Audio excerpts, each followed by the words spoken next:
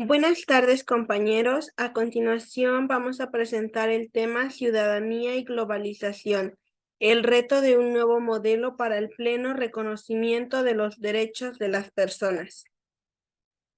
El equipo está conformado por Esteban Adán Ofelia, Marina Alvarado Berta Ivette, Matlala Barrera Francisco Javier y su servidora Vergara González Yaracet. Pertenecemos a la Escuela Normal Oficial Profesor Luis Casarrubias Ibarra y este tema pertenece al curso de Formación Cívica y Ética del sexto semestre. La evolución histórica del concepto de ciudadanía. En la antigua Grecia, en el 2500 a.C., Aristóteles fue el primer personaje que dio un concepto de ciudadanía. Sin embargo, esta ciudadanía era solamente para personas que poseían privilegios. Las personas que eran mujeres, esclavos, vagabundos, niños, estaban excluidas de los derechos que proporcionaba la ciudadanía. Sin embargo, cuando surge el Imperio Romano, surgen los derechos y obligaciones para todos por igual, donde tenían que pagar impuestos y tenían derecho al voto. Este concepto de ciudadanía se toma por el concepto de que era heredado el ser ciudadano de un estado. En la Edad Media, el concepto de ciudadanía perdió importancia, ya que la sociedad se dividía de manera gradual dependiendo del estatus económico. Existía la sociedad feudal, que consistía en que había un rey, había feudales que rendían tributos y las demás personas eran esclavos o súbditos. Para el siglo XVIII, la ciudadanía vuelve a tomar una gran importancia dentro de la sociedad, ya que gracias al precursor Rousseau y la Revolución Francesa y Americana, las personas tenían derechos en igualdad de condiciones. Así todos teníamos los derechos humanos que hoy se conocen, pero también gracias a la Declaración del Hombre y del Ciudadano, estos derechos nuevamente discriminaban a ciertas personas, ya que sirvientes, mujeres, niños, vagabundos quedaban excluidos de esta índole de los derechos humanos y la ciudadanía. Así es como en 1950 Marshall da un concepto de ciudadanía, aquel estatus que se concede a los miembros de pleno derecho de una comunidad, donde sus beneficiarios son iguales en cuanto a los derechos y obligaciones que implica. Marshall propone tres tipos de derechos: los derechos civiles, los derechos políticos, los derechos económicos y sociales, y consideraba al ciudadano por un estatus especial en materia de derechos y obligaciones que le corresponden por el hecho de ser miembro de una comunidad nacional determinada. El concepto actual de ciudadanía, según Ramiro 2008, nos dice que la ciudadanía viene de lo que es la mano de la nacionalidad. Es en sí como el concreto contenido político participativo que se anuda a la pertenencia del individuo a la comunidad. Es decir, la ciudadanía es la participación social y contiene pertenencia al individuo.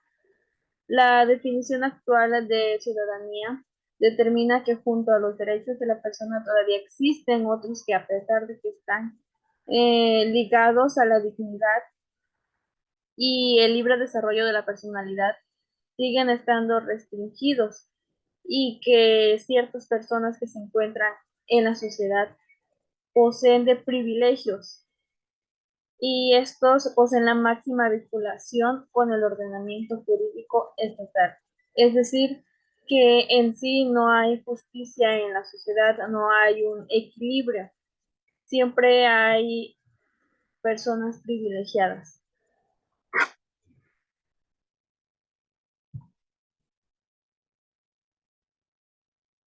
En Atenas, los metecos eran personas extranjeras que vivían de modo estable en la ciudad y que a pesar de participar en actividades cotidianas que hacían las demás personas, eh, no gozaban de los mismos derechos que se les otorgaban.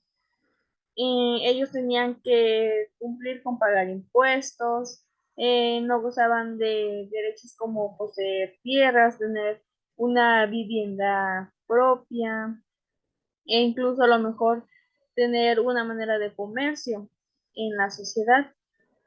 En la antigua Grecia existieron los denicens, que estas son personas que contribuyen social y económicamente a la sociedad, pero a pesar de eso no son ciudadanos.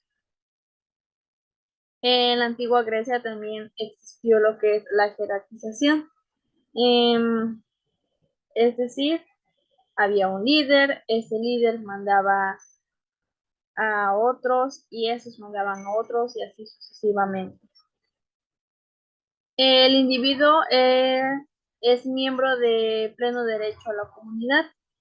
Se comienzan a establecer ciertos privilegios a los individuos siempre y cuando estos aceptaran la política, el miembro que en ese entonces se encontraba al mando. Se le otorgaban reconocimiento oficial de su integración en la comunidad política. La condición jurídica de personas extranjeras no tenían suficientes derechos como para incorporarse a la sociedad en la que viven. Estos, la mayoría de veces, solamente trabajaban para aquellas sociedades, aquellos gobiernos como esclavos en varias ocasiones, pero ellos no gozaban de privilegios y derechos por formar parte, por ser una persona extranjera y no formar parte nativa de esa sociedad. Existen varios problemas en el modelo actual de lo que es la ciudadanía, ya que esta no representa a todos quienes pertenecen a un estado. Como yo lo había mencionado anteriormente, a pesar de que la ciudadanía es la unión de todas las personas que la conforman, sigue existiendo la inequidad, la exclusión, la jerarquía y el goce de privilegios y derechos. Muchos de nosotros conocemos muy pocos de nuestros derechos actualmente.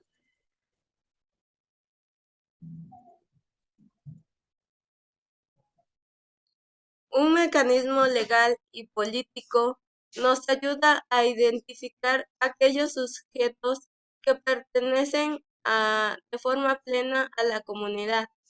Se ha convertido en una herramienta de discriminación y exclusión de importantes sectores de la población. Los valores democráticos actuales ponen en duda que la construcción del sujeto colectivo al que se le imputa la soberanía esté determinada únicamente por criterios de identidad étnica o racial. El carácter democrático de los estados actuales nos obligan a cuestionar si esa vinculación es necesaria entre la ciudadanía y la nacionalidad. ¿Es correcta o simplemente mantiene fuera del electorado a un grupo de personas que contribuyen y participan en el desarrollo de la sociedad? La nacionalidad como requisito insalvable para formar parte del electorado resulta injusta e infundada. Es hora de cambiar esos rasgos tradicionales y sustituirlos por requisitos más reales y consecuentes como el de la residencia estable y permanente en el territorio. No se puede limitar ciertos derechos fundamentales a millones de personas por el simple hecho de que no nacieron dentro del territorio de un estado o no tienen vínculo de sangre con él. Un pueblo político, globalizado y democrático es una asociación voluntaria, heterogénea, multicultural e inclusiva, en donde todos son iguales por el hecho de ser personas que conviven y contribuyen al desarrollo de su sociedad. La residencia habitual es la formación de una familia, la ocupación laboral, la participación activa en la comunidad y el pago de los impuestos, si son elementos reales que generan lazos, unión y lealtad. Además, constituye una fórmula de cierre de la comunidad política para convertirla en una especie de club exclusivo al que en muchos casos pueden acceder únicamente por iusaginis. De hecho, por esta razón, Ferrajoli considera que es preciso reconocer que la ciudadanía ya no es, como en los orígenes del Estado moderno, un factor de inclusión y de igualdad. Por el contrario, ahora representa el último privilegio del estatus, el último factor de exclusión y discriminación. Al mantener un modelo excluyente de ciudadanía, provoca que millones de personas se vean marginadas e impedidas de ejercer plenamente todos los derechos. El elemento importante para la obtención de los derechos actualmente están ligados a la ciudadanía. Están ligados por lo mismo de que la ciudadanía debe tener normas y leyes y pues por medio de los derechos es por como lo consigue y asimismo hace que la ciudadanía tenga una tranquilidad, tenga pueda caminar correctamente y no haya problemas en base a los derechos humanos, se relaciona con los derechos humanos. eh, Deberían construirse con el fin de adoptar un contenido personal a un sujeto colectivo, pero en conciencia de que este es en constante renovación, ya que los derechos y normas se actualizan para mejorar y también así llevaron a la ciudadanía para tener una armonía. La entidad debe permanecer de forma estable y prolongada como sujeto sometido a la Constitución. Está sometido a la Constitución de las leyes del Estado. La ciudadanía inclusiva cosmopolita procura que el pueblo real de un Estado goce de los derechos fundamentales a plenitud sin limitaciones, permitiendo su participación activa sin tomar en cuenta su vinculación sanguínea o de nacimiento. Por lo tanto, el Estado es aquel que permite que todo ciudadano goce de los derechos, ya que hace que todo sea equitativo sin distinción alguna. Por lo tanto, como aquí lo dice, sin limitaciones, y así mismo cayendo a la inclusión para que todo derecho actúe sobre un ciudadano de un estado y por lo tanto goce de las garantías y beneficios de aquello todo que hace que el ciudadano actúe en ese derecho. Gracias por la atención y esto ha sido nuestra participación sobre hablando sobre la ciudadanía y la globalización, conceptos que en verdad son significativos para los derechos humanos y van relacionados a ello. Por su atención, gracias.